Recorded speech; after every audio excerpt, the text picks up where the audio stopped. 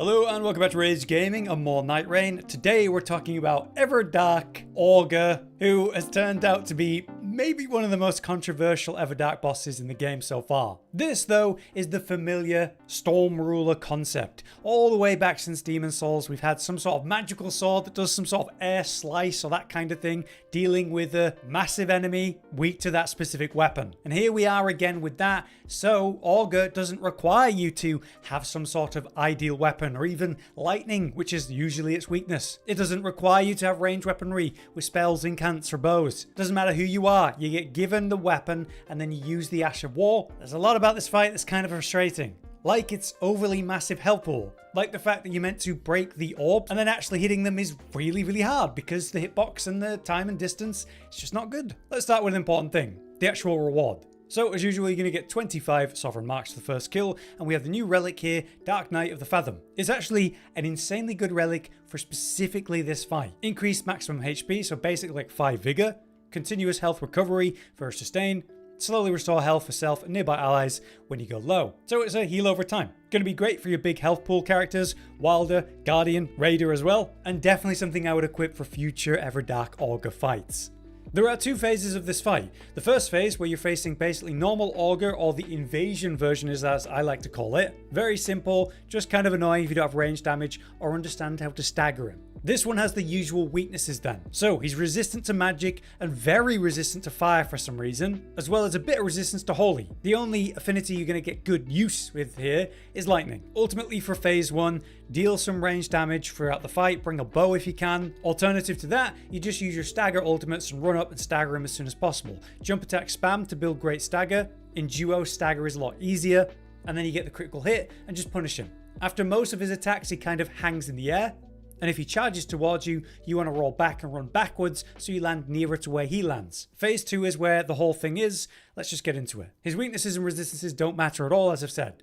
You're just using the Ash of War to kill him. This is because you are unable to hurt Augur with normal attacks. You have to use the special weapon and it's Ash of War. So in phase 2, Augur transforms into the giant purple version, massive health pool, and when he does that, he drops the legendary dormant power, which gives you your Nightfarer starting weapon with this unique Ash of War. You actually have 2 attacks while using this. You press the Ash of War button and go into the stance, and then any follow-up, light attack, heavy attack, you're going to do a magic arc. The initial one is a fast-firing one that you can do in combo, dealing anywhere from 300 to 400 damage. This is very FP expensive, but is great DPS to just slam out when possible. It's also a lot quicker than your other option. The other option is to hold the stance for a few seconds, like you're fighting Yhorm in Dark Souls 3, charge it up, and then when it pops, you're ready to slam down it with this vertical slice with very good range. It deals over 1,500 damage, which is a lot more than 300 or 400. It's more FP efficient because, you know, more damage per less use. But the fact that you're holding this stance also generates FP, so you can never run out of FP, so you won't ever not be able to attack with this thing. More important than that though,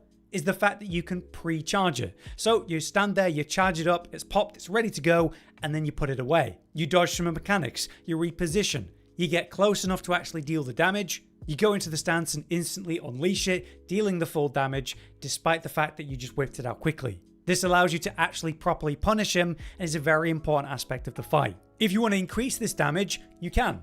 It's a charged attack, so you can increase its damage slightly with improved charged skills.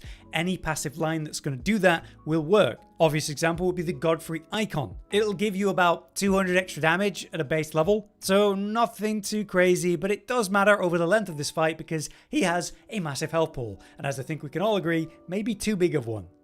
Let's discuss the main attacks. Firstly, you have the body roll or dash forward. This you just have to roll and it will come into you. So just like the normal version, this is a bigger one. You want to try roll backwards and move backwards with it so that you land nearer to Augur when he finishes so you can actually punish him after this one. You'll be dealing with lots of bubble barrages, where you get these bubble bombs sent at you which land and deal damage if they hit you and then explode after a delay. Simply outrange these by sprinting away, but you can carefully move around even while charging the sword to avoid them. They don't do that much damage, especially if you build up any resistance.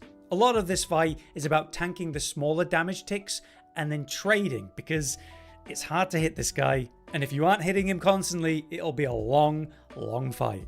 He also generates huge, slow-moving waves, denoted by a sort of whistle beforehand. These are slow tidal waves that deal damage on contact and then ticking damage while you're inside of it. So you want to outrange these early and run to their side. He can do up to 3 of these at once, moving in different directions, so pay attention to them. You don't want to be caught in the middle. Once again, great movement like say Iron Dash or the Claw Shot of Wilder really helps outrange this outside of normal sprinting. When he does the wave attack though, he does leave himself exposed after spawning one, so I usually punish that.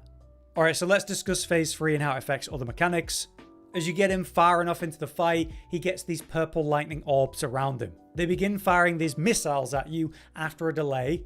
Again, another whistle to let you know. This happens at the same time as other mechanics. I believe there's about 6 of them and you need to break them. So you can target them with the auto target and do a light shot, or you can do the charge storm ruler attack and cleave through multiple of them at once. When you break all of them though, it does stun him and give you a great DPS window, which you absolutely do want to be trying to do. He still has his big sleep effect, but he's not doing the tear bombs anymore. So while he's got the purple orbs up, he'll eventually just sort of hang in the air upside down going to sleep, and then start building up sleep in you as well. The sleep itself isn't too deadly. It will put you to sleep, deal damage over time while you're slept, and obviously leave you vulnerable, but it's not like a complete death sentence. To stop this, you need to either break all the orbs to stun him, or do a full charge Storm Ruler Slam, and that seems to interrupt him here too. The problem is that the orbs seem to fire the missiles aggressively during this time. Ultimately, you need to get close enough and then tank 1 to 2 lasers to charge an attack to interrupt him. It is worth doing. One final attack I should mention is the ground quake explosion, kind of like Fulgor. He does this eye laser that's kind of a vertical slice, and he can do it in 2 combos sometimes. After that eye laser, he puts this like AoE shockwave that blows up, and you just roll it. My advice is to run sideways and then roll as late as you can.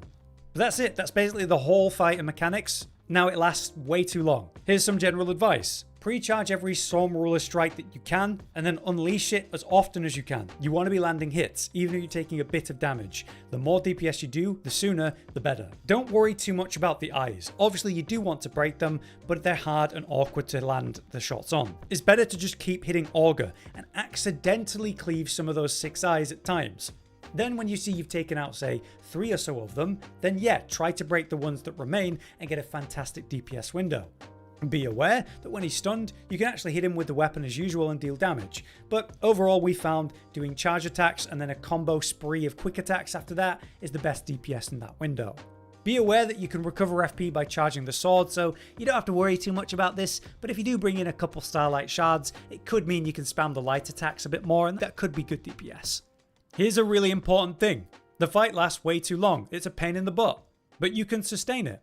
Using dormant powers through your run, say the gradual healing flask and increasing how much healing you get from that, is actually really good in this fight. He doesn't do a lot of burst, and minimizing how much healing you're having to use is vital. So, even though I'm Wilder or other characters, I look for a seal that has a heal, or Blessing of Erdtree in this case, which is a heal over time. And then I use the seal to heal myself and my allies whenever possible. Because again, don't forget, we have infinite FP, so you have infinite incant use, buffs, damage protection, or just straight up heals, and that is a huge key to actually surviving this fight. Don't forget that your ultimate, and pretty much your weapon skill in most cases, is going to do nothing for this fight. I try to use these animations for iframes to dodge attacks, or save them for a nice revive on a downed ally. In regards to Nightfarers, Wilder's my top tier choice overall because he has Claw Shot, and if you have 2 Claw Shot charges from relics, then you're able to do amazing movement throughout the fight by pulling yourself and jumping at the last moment. This keeps you on top of Augur, or getting away from waves and that kind of thing. Alternative to that could be something like Iron Eye for the iframes on his Mark Dash, as well as a gap closer to help catch up with Augur. You could use Executor for his self-heal with Wolf and Great Revive, and movement of that, and just parry attacks. You could go Guardian or Raider just to be a brutal tank that just doesn't go down.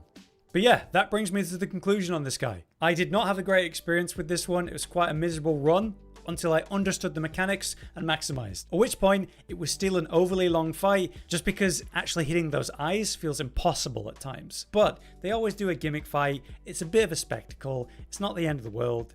It's still pretty cool in my opinion. And I hope this advice really helps you. Just to recap, sustain, heal over time is key in this fight. Minimize your flask usage. Bring a seal with heal or healing effects and it'll be a lifesaver. Warming stones, healing flasks like the Crimson Flask is awesome. You want to outlast this fight because increasing the damage doesn't do a massive amount, and his health ball is ridiculous. I hope this helps you, and if you have any other advice to help others, let us know in the comments. But for now, I've been Hollow, you've been you. Thanks for watching. Josh, Cotton, and Hollow with the videos, dropping the humor like a hammer on your tippy toes, bringing entertainment on a daily arrangement to take our insanity and turn it into entertainment. Yes, I said entertainment twice, to reiterate that it is nice to look into your faces on a mostly daily basis when you let us in your homes to make the whole world a stage. Goodbye.